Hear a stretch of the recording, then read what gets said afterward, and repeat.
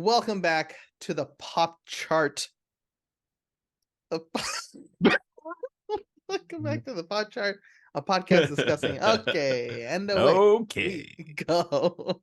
Welcome back to the pop chart, a podcast discussing everything at the top of our charts in pop culture this week. My name is Ezequiel Gutierrez. And I'm Ron Burgundy. Who put the question mark on the teleprompter? Anything you put on that screen, Burgundy will read. That's also known as Brendan Toda, Also right there, known ladies and as gents. Brendan Toda, yeah. That's Hey. me. How you been, sir? I'm pretty good. How about yourself? Can't complain. I mean, it's been 2 weeks, so I Yeah, don't know about you. I'm like rusty. Do I feel sort of rusty? A little bit, you 2 know, whole but weeks. yep. And well, we've been talking to each other for, longer than that. So I'm pretty sure we can settle back into Can we talk about our this mug real roles. quick? Look at that. We're talking about Star Wars today. Look at this mug right here. Look With at the that. lightsaber handle. I mean, you be careful that it's pointing like right at your face. You accidentally turn that thing on, you might lose an eye. That's right. It's like a damn porg. Yeah. Actually, most people in Star Wars lose like a hand or something. So that'd be ironic. You take a sip and Boom. Done. yeah, done. Done so. Well, let's get into it, man. Let's get right into it. Yeah. We got some news to talk about. You got some news topics Yeah, you want to talk about. I have a couple bits of news that I want to cover at the top of the show, and then we'll Yep. go right into our initial thoughts of the first 3 episodes of Ahsoka. So to begin with, is unfortunately some sad news. We had quite a few notable deaths in the world of entertainment over the last week while we've been away. Number one is the host of The Price is Right. Bob Barker died at age 99, if you can believe it. This is coming straight from NBC News, where it says Bob Barker, the longtime host of television's The Price is Right, who used a combination of comfort food charm and deadpan humor to become an American television staple, has died, according to his publicist. He was 99. Is with 99. profound. I mean, yeah. That's a lot of life right there, It's man. a lot of that's We a lot. could It's a only huge wish. bag of wind, yeah, for sure. Yeah. But he was 99. It is with profound sadness that we announce that the world's greatest MC who ever lived, Bob Barker, has left us. Publicist Roger Neal said in a statement on Saturday. Neal was Barker's publicist from 1987 to 1994, and again from 2020. Bob Barker does have a star on the Walk of Fame, of course, so it's been decorated with flowers ever since then. I don't know about you, but Price is Right is like required watching when you stay home sick as a kid. And like, yeah, this guy's been in my life for the longest time. And I heard the news and I was already bummed because of the next bit of news, which happened the day prior, is a wrestler by the name of Wyndham Rotunda, also known as Bray Wyatt to the WWE wrestling community. Oh, wow. Passed away at the age of 36. Come on. Yeah. And so he's probably one of the most creative wrestlers in the most recent era, I would say. He actually passed away a day after Terry Funk, who it was a legend in wrestling as well. But I never got the chance to see Terry Funk's stuff because he was the generation before mine. This guy, though, Bray Wyatt, Wyndham Rotunda, he 100% was like during the time when I was really heavy into watching wrestling. He debuted in 2010 under the name Husky Harris. And part of the reason why people regard him in such high esteem, I guess, is because he took what could otherwise be a very bad character and tried to make the best of it. And then every time, and I don't know if you've had a chance to compare in the times I've shown you wrestling, they could repackage a wrestler, change his presentation, and it makes the whole difference. And so he came up with this character of Bray Wyatt, kind of like a Gator Nation, kind of like those what do you call it? Those swamp kind of not dwellers, but you know what I'm talking about, right? Yeah, I got you. And like put a creepy spin to them, right? So a lot of people were calling him like the new face of fear, like kind of the not descendant, but like the inheritor of the role of the Undertaker, right? Kind of a Mhm. out there character, all about the creepiness factor, and constantly found ways to surprise the audience and present this in an interesting way. And honestly, just talking about it doesn't really do him justice. Sean Ross Sapp of Fightful Select reported that he was given permission to reveal that earlier this year, Bray Wyatt got COVID, which exacerbated his heart issues. Oh, shit. There was a lot of positive progress towards his return because he had not been wrestling. He'd been out because he was ill. They didn't say why at the time. But unfortunately, he suffered a heart attack and passed away. Jesus. So it's just heartbreaking to have someone who uh still had a lot to contribute to the Yeah. world of wrestling, and somebody who, he's a family man. He had a couple kids. He was engaged to his longtime partner, and they were to be married, I believe, later this year. So it's really just tragic.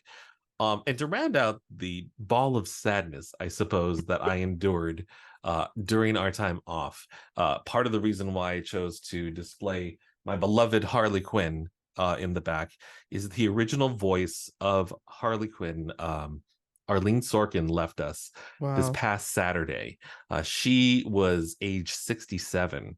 Um, Sorkin, for those who don't know, was the basis of the Harley Quinn character. She played not Harley Quinn, but a character on Days of Our Lives, and was a friend of one of the writers for the animated series, Paul Dini. Oh, sure. Paul Dini was trying to come up with a new character for the animated series, and Sorkin had suggested this episode of Days of Our Lives where in a dream sequence she portrayed something of like a clown type character, probably playing to the idea that if he was trying to create a hench person, or a hench woman in this case, that it could kind of inspire him, and it in turn did. So between Paul Dini and Bruce Timm, they incorporated aspects of that character into the design for Harley Quinn, and thus she became the signature voice, in my opinion, Oh, wow. for the character. And she voiced her for very many years, going beyond just the Batman the Animated Series, but also into Batman Beyond, Justice League Unlimited, and even some of the video games, which again, like some of my favorite Batman media, Arkham Asylum and Arkham City. Wow. Eventually retiring from the role and passing it on to Tara Strong, who has also been in the voice acting community for a long time. But That's so interesting. I know that, the Batman animated series is a huge mhm, part of your growing up. I didn't really mhm, I've watched it all and I loved it, but I watched it much later in life than I think right, most people did. And I guess that's my bad. I always just kind of assume I know Tara Strong's much younger, but mhm, I always associate Tara Strong with the Harley Quinn character. I sure, I sure, honestly had no idea that Arleen Sorkin voiced her for so long and was the mhm. original voice. So wow, Yeah, she respect. That's was. cool. And yeah, just I don't know, between all of these different aspects of my childhood, and young adulthood, honestly, Yeah. uh shuffling off this mortal coil, it's just kind of like, always a good reminder to treasure the memories that you have, and to Mhm. show appreciation to people when you have the opportunity, not just to those who entertain us, but also to the ones who do take care of us, and to um, who love us and support us. And so, if anything, I do appreciate that we've created this little platform of the podcast to Yeah. take these moments to record and like show our appreciation for all these entertainers and the work that they do. And yeah, I just wanted to make sure that we spent a little bit of time recognizing all of these entertainers, specifically though ending with my favorite, Harley Quinn, Arlene Sorkin, Right. rest in Yeah. peace. Yeah. Yeah, those are big ones for you. I know Yeah, you're the for you're sure. the you're the wrestling guy, right? So I think at Yeah. some point we'll have to cross that bridge and discuss that a little bit on this Yeah. show because Yeah, probably. I've never watched wrestling in my life until I met you. Mhm. I always just thought it was kind of a weird thing. I think you opened No, my for eyes sure. to how entertaining wrestling can absolutely be. And I didn't know this gentleman who, that sucks because from what I understand, you can wrestle, you can be in that world much past Oh, yeah. 40. Yeah. So yeah, to have his career and his life cut that short. Yeah. Obviously Bob Barker is the one that that individual had an impact on my life, like every American on this planet, I would Mm-hmm. imagine, because you're right. He was comfort food, right? When you stayed home, it Mm-hmm. was the only time. It was really true for me. The only time that I ever watched it, right? I never was like home on a regular day off. Was like, let's see what's going on, what's new on The Price is Right. Yeah. It was just like only when you had to. Yeah. Plus, now different hosts and things like that. But Bob Right. Barker made an indelible mark on American culture for sure. For sure. So yeah. Again, just want to take a little bit of time for all those entertainers and commemorate this Yeah, time. And our thoughts are with the families all affected by each one of these yeah, for sure. passings. So, and it's a bit lighter news, but not necessarily completely different. Charles Martinet, the voice of Mario from the uh, Nintendo video games since 1996, I believe, has been the original voice of Mario in Nintendo games for a long time, as far back as Super Mario. And Nintendo released a statement just like last week on the 21st. Charles is now moving into a brand new role of Mario Ambassador, which, sounds pretty made up, but that's fine. Yeah, what can we do for this guy? With this transition, he'll be stepping back from recording character voices for our games, but he'll continue to travel the world, sharing the joy of Mario and interacting with you all. It has been an honor working with Charles to help bring Mario to life for so many years, and we want to thank and celebrate him.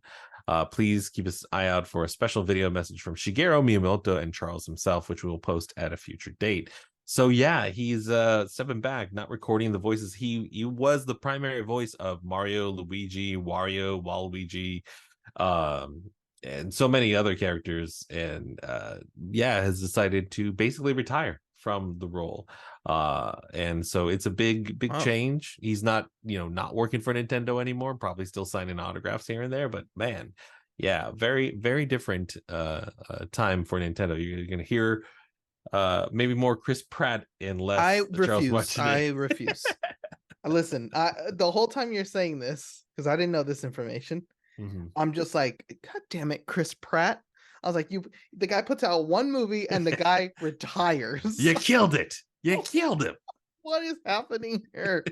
Yeah, I'm just gonna blame this on Chris Pratt and Yeah, nothing else. sure, That sure. is like, I mean, the original voice Yeah, for so long, our for entire sure. lives, basically, Hmm. just not doing it anymore. Now, I wonder if it's gonna be. I wonder if it says he's not recording anything new. Like, I wonder, Right. is this gonna be one of those things where it's like, I mean, we have trillions of hours of this guy. We How don't many actually different have ways can you say Yahoo? What do you got? exactly. Is it Yahoo. gonna be like, is Yahoo. Nintendo stepping into like Wahoo. AI and being like, listen, here's every clip he Yeah. recorded. We can just kind of leave it at that. No, I think you They have to have haven't said, yeah, they haven't right. said that like there's a successor or anything, but they did just recently confirm on the same day that the next big Super Mario release is Super Mario Brothers Wonder, and he's Oh, Charles is not involved in that wow. production, so they've Wow. like So the already said, first like yeah, literally the first game he won't be now. yeah, None of the Mario games are very wordy, right? They're not very right, dialogue heavy, right? This is not The Last of Us or anything like that. So correct, it's correct, but he's an icon, right? I mean, the character himself is an icon. right. It's too bad that like I didn't again, and maybe it's just the things that I'm interested in or care about Mhm. enough. I didn't know the gentleman's name who voiced Mario either. So I'm like, So long, Charles, we didn't know you. I knew your work. I didn't know you yourself. So I mean, but what a change, what a Yeah, huge change. he It's rode those crazy. wahoos all the way to the bank. All the way. I hope he did. I hope the man got paid because Yeah. Nintendo did. Oh So yeah, god. so that does it for our little news segment for this week's pod. There it is. Thank you so much for bringing us the news. Now Yeah, on for to the sure. main event, ladies and gentlemen. Oh yeah. The moment I've been waiting for oh so very long. Ahsoka, the show on Disney Plus, live action Ahsoka Tano in the flesh. We are here to talk about the first 3 episodes. Last week, the first 2 episodes were released, and then a third this week. So we're going to talk about these 3. Um, so Ahsoka Tano, created by Dave Filoni, Clone Wars. Mhm. How familiar are you with Clone Wars? Watched them all, watched some of them, not so much. What's the situation here? So the funny thing is that prior to starting this podcast, we had discussed going through Clone Wars Yeah. to quote unquote catch me up. Right. In my Star Wars fandom, as you drink from your Star Wars cup. Yes, sir. It is the blind spot for me because I happen to see the movie right prior to the release of the original Clone Wars series, animated Yep, series. that's right. They released a feature film, which is essentially, I believe, the beginning of that series, introducing Ahsoka, and the premise of the show, where it takes place in between episodes 2 and 3 to Yep. highlight the Clone Wars. That movie, not really great. It's so okay. I'm gonna reveal something to you. I have walked out of one movie in my life, and it is the Clone Wars animated Yeah, film. it's I pretty. I just I didn't know what to expect. I loved the style, I loved the design, and I was out of there. I was like, Yeah. I don't know if I can do this. And then, like we talked about Interstellar a couple weeks ago, like my Mhm. first version, like my first watch through of Interstellar, I was like, hey, screw this movie. And then it's a total flip flop where I'm like, this is one of his masterpieces. Right, I right. definitely that character arc for me, from walking out of the first one to being like, yes, I am so ready for this. Yeah, and so I feel Took a kind of while. the Took a same. while. Yeah, I kind of feel kind of the same way. Not that I necessarily came around and started watching them again, but like I kind of I've watched the entire film and I was just like, this was supposed to get me excited for the series, and Yeah. it never did. I was like, this is fine, this is something, but I just don't feel like this is for me. So I ignored it, and then I kept hearing all of the talk about it, and it's not like I was unfamiliar with what was going on in the series. I would hear like when Maul gets reintroduced, I would Yeah. hear what they're doing with Obi-Wan, I would hear all these different characters. And then when they transitioned to Rebels, I gave Rebels a chance as well. I watched a couple episodes, and then same thing. I was just like, okay, so this seems like more of the same, where it's less like a different group of characters. However, I would tell you that like I still heard all of the stuff that was going on. So prior to going into this series, I kind of knew what to expect, even if I wasn't a ride or die Rebels and Clone Wars person. Yeah. Having enough knowledge about everything else Star Wars, literally taking stock prior to today's recording, uh I've seen everything else related to Star Wars, but this particular These are series, your blind spots. yeah, and Okay. like I wasn't along for the ride, so I don't feel like I Yeah. could go back and recreate it. I So yeah. Yeah, go ahead. Go ahead. No, I was just gonna say, so regardless, this show is like the most Star Wars thing I've Yes. seen maybe since Rogue One, in my Hell yeah, opinion. dude. Right? Yes. Like this hits every note perfectly, in my opinion. So the way I described it was like Andor is the Star Wars show I didn't know that I wanted. Yes. Right? And I love that it exists. Obi-Wan was a show I wanted, but it didn't live up to my expectations. Yes. Mandalorian is like Star Wars almost adjacent Yes. in the sense that like It's in the same universe, it's but in the same universe, but not like really. it's something new, it's something different, and it's focused on a group of characters that like haven't gotten spotlight per se. And I love that about it, and it's so unique and it's compelling. I love Mandalorian. But this show feels like your my all my memories of experiencing Star Wars for the first time start coming back when watching this show. It feels mystical, it feels expansive, it feels true to the previous lore that has existed. It feels like even though I didn't see Rebels or Clone Wars, I haven't missed out on everything. Like I can pick up from their interactions what their relationships are, and as a matter of fact, my interest in those old series is probably the highest it's ever been. And now I'm so curious of like, okay, so what exactly did Sabine go through with Ahsoka Oh, before, right? Louise, let's talk about it. Like Harrison Dula is being portrayed wonderfully by Mary Elizabeth Winstead, and I don't see her as Scott Pilgrim's girlfriend. I see her like in this whole new Yes, that's light, and Ramona I just Flowers. it's from I yeah, that's Ramona Flowers, and who also, by the way, is in real life married to Obi-Wan Kenobi. Like, how crazy is that? Wild, wild. I'm ready to gush about this series, but I'm coming to it from a perspective of not being Yeah. a Rebels and Clone Wars fan. So I'm curious to hear how you feel about it, being a Rebels and Clone Wars fan. So I am ride or die Rebels. Right. I love Clone Wars, Mm-hmm. but it takes time for that Mm-hmm. show to grow on you, because Ahsoka as a character it was a tough sell. Like those Mm-hmm. first maybe 1.5 to 2 seasons, Ahsoka's really the bratty, pain in the ass little sister Right. who just annoying, annoying, annoying. But her character arc to get from that point to where we are now is Mm-hmm. maybe one of the greatest character arcs in history of Star Wars. Now, Mm-hmm. I am an Ahsoka fanboy. Clearly. Probably season 3 of Clone Wars, when I was like, okay, I'm into this, and then all the way through her popping up into Rebels. Uh, in my opinion, Ahsoka is absolutely one of the most important characters in Star Wars lore. Period. Mm-hmm. If you didn't feel like you got enough, for those people who like watch Revenge of the Sith, it was like, this dude flips like nobody's business. Like, what's the one little thing sets this dude off, and he's now Darth Vader. Right. Ahsoka is absolutely key to Anakin's turn to the dark side, and watching those later seasons in Clone Wars, you get a much better sense of who Anakin Skywalker is, and Mm-hmm. how he became Darth Vader. His relationship with Anakin, with Ahsoka, is integral to that character. Mm-hmm. And Ahsoka's been around, like all these characters that we know and love from things prior. Ahsoka's been a part of that, right? She was there at during Order 66. Mm-hmm. Um, very, very close relationship with Padme Amidala, Mm-hmm. like a mentor relationship.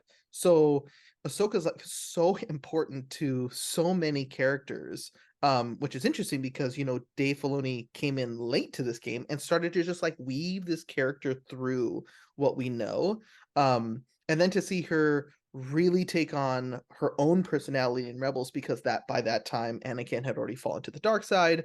Um, and she had to be doing things on her own, and basically the seeds of what we now see were laid. um she's she's such an incredible character. Like my second favorite all-time character in Star Wars, second only to who this series is leading up to. My favorite Star Wars character of all time is Grand Admiral Thrawn, for so many reasons, and I Mm-hmm. cannot wait to see what Dave Filoni does with this character that Timothy Zahn created many, many years ago, who kind of sat around and like the Legends stuff, and some of the stuff was canon. Luckily, we have Dave Filoni, who's like, all the best stuff that you basically decanonized after Disney bought it, I'm picking the best stuff and I'm gonna put it in my show. This Speaking of show, that, I feel like there's a line in these shows that Filoni has said, specifically in Ahsoka, where she says sometimes there's some truth yes, in in legends, Legends, which seems like not a dig, but like a little snide, like, yeah. well, you might call these legends, but some of it actually really happened. Oh, it's No. 100%. I think 100% that is what he meant. It was like, listen, all that Yeah. stuff that you immediately made not matter, I'm gonna make matter again. Mm-hmm. Um, to me, as a Rebels fan, this feels like Rebels season 5, and Mm-hmm. I'm here for it.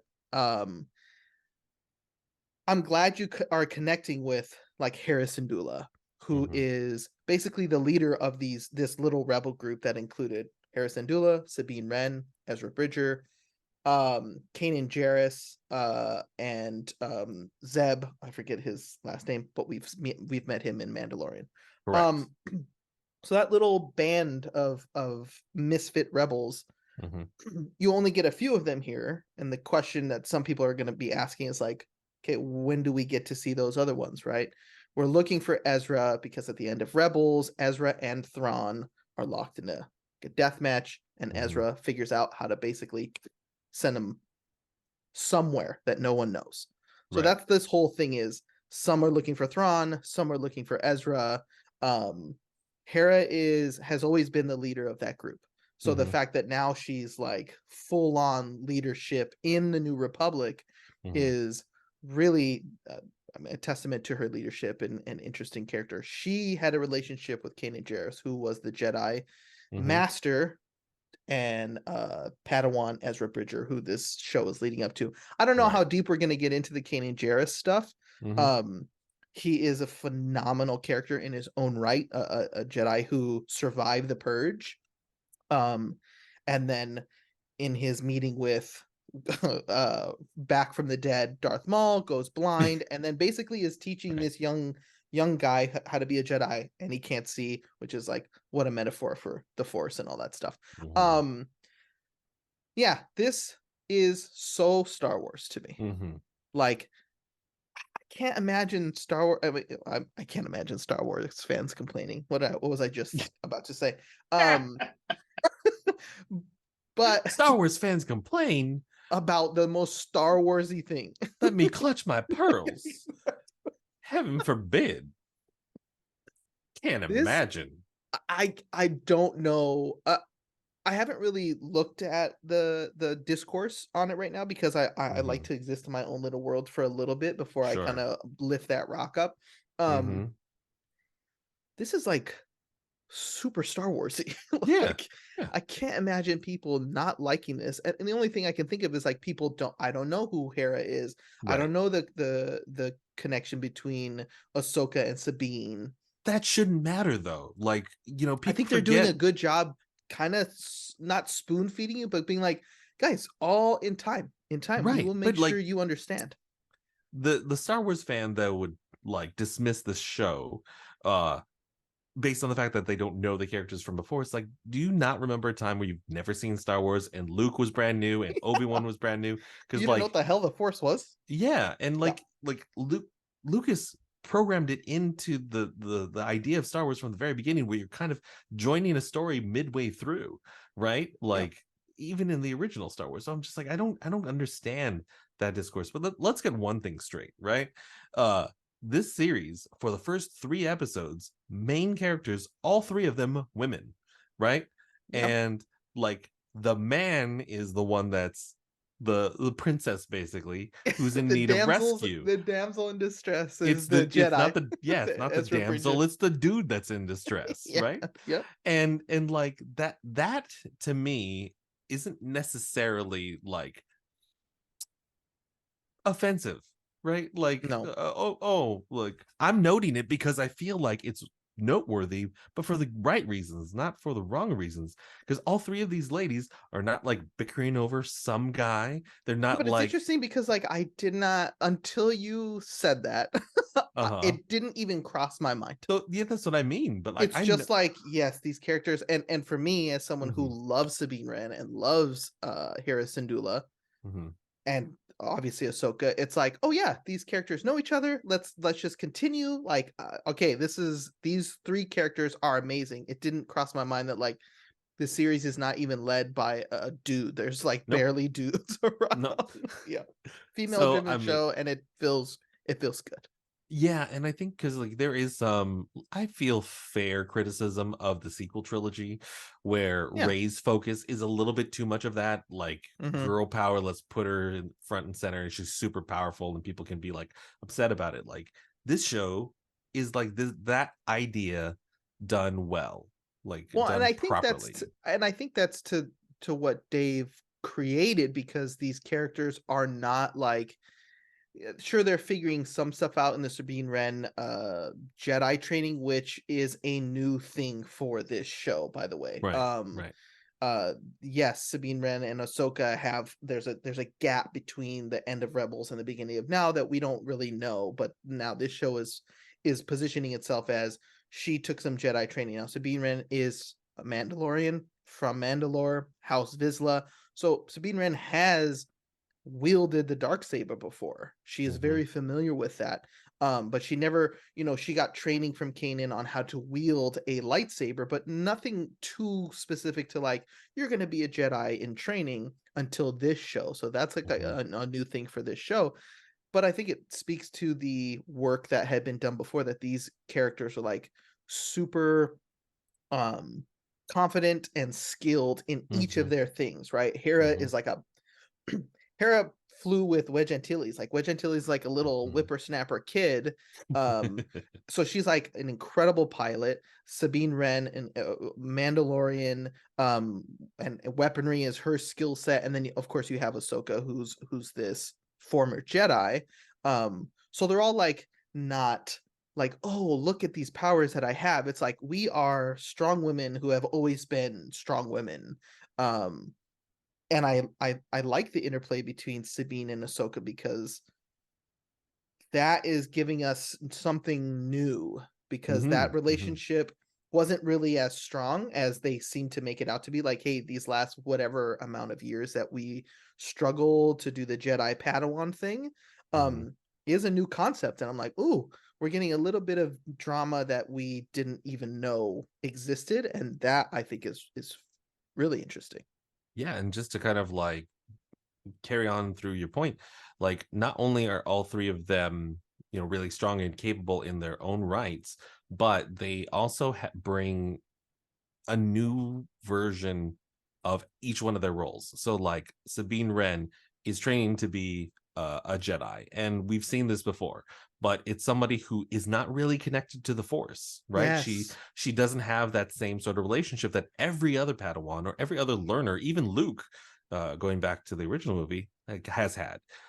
Hera is an excellent leader, but maybe not the greatest politician. And like going into Mhm. a role as a general, you need to kind of like reconcile both, and it's like exposing aspects of her character again to somebody who's not as familiar with her, that is really compelling. And then, Yeah. of course, to round out with the title character Ahsoka, even knowing that she left the Jedi Order and she's trying to take this different perspective on the dogma of Jedi teachings and still Mhm. try to more or less carry it through, but again try to do it better.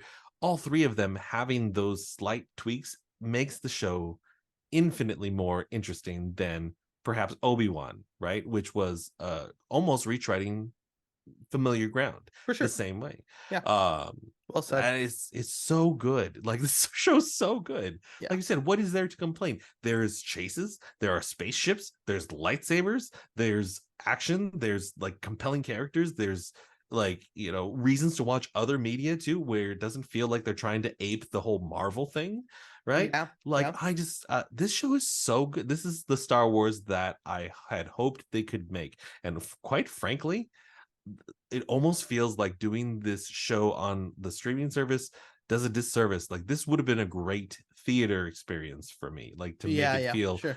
big, and like you're saying, the jump from animation to live action even would feel maybe more grandiose. I don't know, but Well, on but that that's same, something to look I was super gonna say on forward that to, and same because note, we're that gonna get these celebration, 8 episodes, right? and it was announced that it will culminate in a live action film directed by Dave Filoni, who Mhm. created all of these amazing characters, Right, and we'll get a film out of it. And right. that I would imagine will be the culmination of Thrawn and these characters, and this huge battle that they are basically setting up.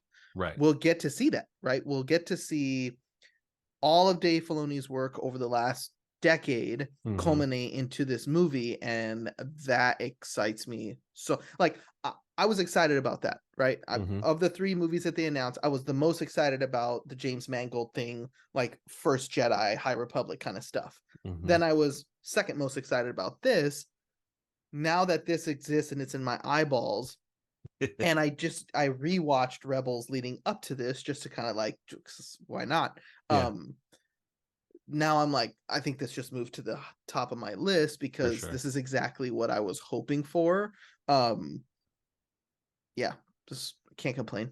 Yeah, like so I don't think they put a date on when that's coming, just that it is coming and we don't know in what order.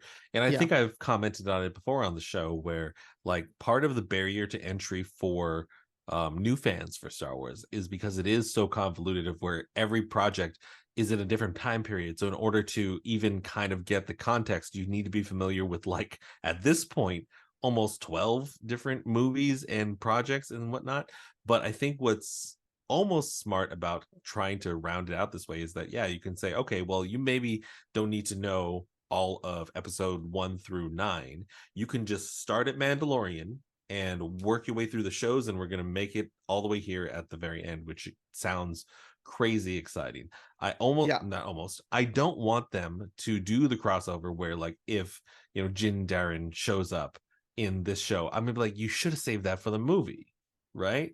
I Like, I don't see, who knows? I don't see Mando showing up in this show at oh all. really? No, I don't. Now, do I think that at some point all the factions of all these Mandos will be take part in that movie? For sure, because Right. as you say, like, we could get really in the weeds with how connected these characters are to so many characters who you've seen before, right? These characters know and are very familiar with Saw Gerrera. Mm-hmm. Obviously we get Mon Mothma in the third episode. Um Thrawn and Krennic were battling lords during the Empire, right? So, like, Right. Thrawn and Krennic have beef. um Thrawn knew Anakin when he was Anakin, and then Mm-hmm. knew him as Darth Vader as well. And we're going to transition into Thrawn talk for a second here. Thrawn, my favorite Star Wars character of all time. Right. Scary dude. Scary dude. And not because he's evil, because he's Mm-hmm. not. Mm-hmm. He actually is an incredibly respectable tactician, like master tactician. He's from the Chiss ascendancy. He's blue skinned Chiss. He is the only non-human to ever rise through the ranks of the Empire, which made him a target for most of those dudes who were just like, what the heck?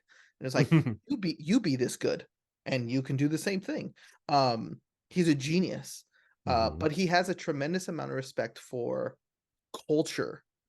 So in Rebels, you'll see him come in and out, and he's so knowledgeable of different races and cultures and planets and all that stuff that he gets pissed when the Empire's just like, fire. And he's like, oh, you would be destroying an entire culture of this thing. He's like, we can do it a different way that almost sometimes comes off even scarier Mm-hmm. than just blow shit up. But he knew who Darth Vader was the moment he met him. He just Mm-hmm. the way Anakin, or the way Darth Vader carried his lightsaber, the way he walked, or the way he knew he had met this person before in Mm-hmm. Timothy Zahn's books. Um, so he's just that guy who's just like, he's like this very tall blue guy with red eyes, Hard to and miss. yeah, very just scary. But he's got connections with Anakin. He's got connections with all these characters. Um, in this show, he is being voiced by the same. He's being played by this same gentleman who voiced him in Rebels, which Right. I'm starting to really love that. Which is Lars Mikkelsen. Mm-hmm. Um, but you've got all these tons of connections with all these characters here. Right. Um, and that I'm excited to see come to a head. Bo-Katan and Sabine Wren, they be beefing on Mandalore, bro. So they have they Baby have beeping, history. bro. Sabine, so Bo-Katan had the dark saber. She lost it to Moff Gideon. She got Mm-hmm. it from Sabine Wren. Right. Um, so Mandalore's broken. It's feeling like it's starting to come together because of what we saw in Mandalorian. I would imagine that we will see Bo-Katan in this show. I would be surprised if we didn't. Mm-hmm. But that's only because Bo-Katan was such a big part of Clone Wars and Rebels that I Mm-hmm. want to see her come back here and meet with these characters. Um, Mm-hmm. but I guess Bo and Mandalorian are together right now doing stuff together, so it's possible. I'm with you. I hope that Mando doesn't show up in this series. Let Right. the series be its own thing. Right. If you brought in Bo-Katan, it would feel natural because she was introduced in these shows with these characters. Hmm. And then we got live action version of her. It wouldn't feel authentic if Din Djarin showed up, I don't think. Um, so all these characters have like wide reaching connections to so many of these things. Right. Which is exciting because you're seeing this being like, okay, obviously Saw Gerrera is gone by this time, Cassian Andor is gone by this time, but there's all these connections like through the Mon Mothma stuff and Andor, and so yeah, you could piece by piece take this apart, or you could just be like, nope, this is its own thing. I'm learning about these characters for the very first time. I don't know who Ezra Bridger is, but he seems important to these people, Yeah. and Yeah. that's Yeah. exciting. Hmm. And like, just to finish it off the talk, like the one thing that I know I've been thinking about a lot recently is my nephew is super into Star Wars, having never seen any of the media. He is in love with the figures. He Oh, asks me, nice. yeah, because he found my old toy chest filled with all sorts of Star Wars toys and vehicles and stuff. And he goes, Uncle B, like, there's a lot of vehicles in Star Wars, isn't there? And I go, Yeah, yeah, yeah, actually, yeah.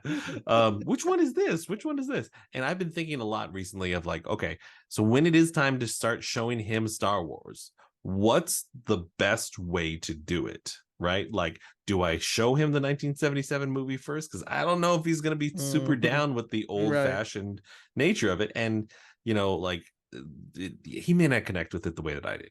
Sure. Having watched this show makes me want to say, okay, I can start him with the cartoon, Sure. right? Let's go into Clone Wars, run into Rebels, and then guess what? We can naturally take you into the live action stuff with the live action interpretation of these characters you already know. And Yeah. then when he starts asking the same questions that I'm asking right now, oh, you want to know who Darth Vader was? Oh, Yes. you want to know who Luke Skywalker is?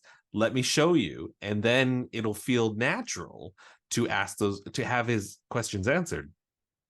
And now I'm super stoked about that. I Yeah. just love that this is not just an entry to uh like the Filoni verse, if you want to call it, but like Mhm. Star Wars as a whole. And I'm really looking forward to the rest of these episodes, and I hope they keep delivering the way that these first three have already delivered. Yeah, and we haven't even talked about the Jedi who are in this movie who are filling that Sith role, but are clearly not Sith, Right. And they're not right? Jedi either, and they're not They definitely Inquisitors. trained as Jedi, right? Hmm. They're very trained in the Jedi arts. They the things that they've been saying are just like, well, you were there, like you were absolutely there when things were going down. Um, they're not Inquisitors, right? By this time, the Inquisitors are for the most part gone. Um, even even even Darth Vader didn't like the Inquisitors. Right. So these ones fall into this weird in between where they're working with like some additional mysticism here besides just the Force is going on. There's some other magic and things happening that Hmm. we haven't really. Again, yes, we any watchers of the Clone Wars or Rebels will know that the witches of Dathomir are characters that we've seen before, but now there's this whole new thing that's like you said, like adjacent to the Force. Like, who are these people? What power do Hmm. they wield? Hmm. Um, and I'm just excited to see the Purrgil in live action because those Hmm. space whales, those star whales, man, what a role they play. So they're like a compass. Like as soon as I saw them in this week's episode, I was like, we're getting so close to Ezra and Thrawn, Hmm. because they're so connected to the Purrgil, and uh, they look great. I'm like, everything looks Yeah. great. This last episode is certainly the high point for me. This episode Hmm. 3, where we get a little bit of the politics, Hmm. right? Hera calling out senators for not being in the war, and I thought that was very Andor-ish, and I was like, Hmm. yes, I'm here for this kind of stuff. But then Hmm. you've got this incredible space battle with the coolest freaking ships design that just look like World War II planes, Hmm. and I'm like, yeah, okay, more of all of this. Yeah.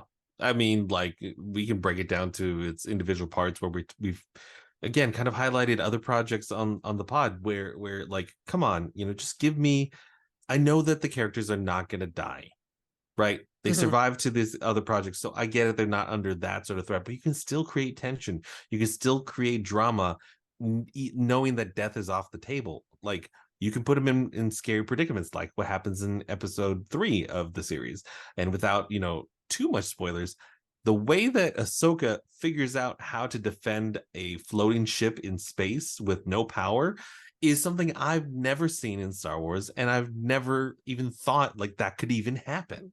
I'm so glad you brought that up because as a longtime fan of Ahsoka, Mm-hmm. right? She's very much like Anakin, which is why they butt heads and got along so well. Right. They were brash, they were impatient, Mm-hmm. they made mistakes. I mean, legitimately, going way back to the beginning of Clone Wars, she gets her first like command with all these clone troopers and gets them all immediately murdered because she has no reason being in the position that she's at. Right. um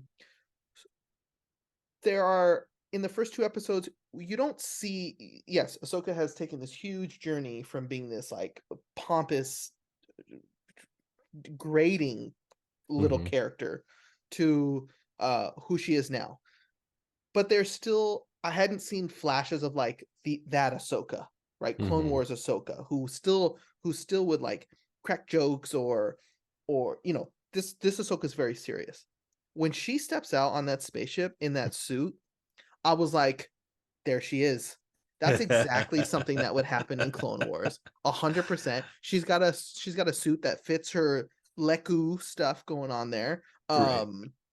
She's doing flips on the spaceship and she's floating by the window and she was like, "Did you fix the ship yet?" And I'm like, there she is. Like for me, such a fan of this character, I was like, Yeah. that felt like old school early Ahsoka stuff. That's kind of silly. She walks out there and you're just like, only in Star Wars. Mm-hmm. But it's like, no, only in Dave Filoni Star Wars. Like this is Exactly. kind of that world of silliness. I'm like, that's exactly something Ahsoka Tano would do. And I'm like, yeah, okay. Now I'm really feeling it. You talk about like something from our history like 10 years ago. I remember we went to go see Gravity, Alfonso Cuarón's Mm, Gravity, and like what a different take on like floating through space with no way of like controlling yourself. right. Here's here's Sandy Bullock screaming her head off, and here's Ahsoka Tano just like, Did yeah, you I'm fix the cool. ship yet? Yeah, She's not at that all concerned for herself in that moment.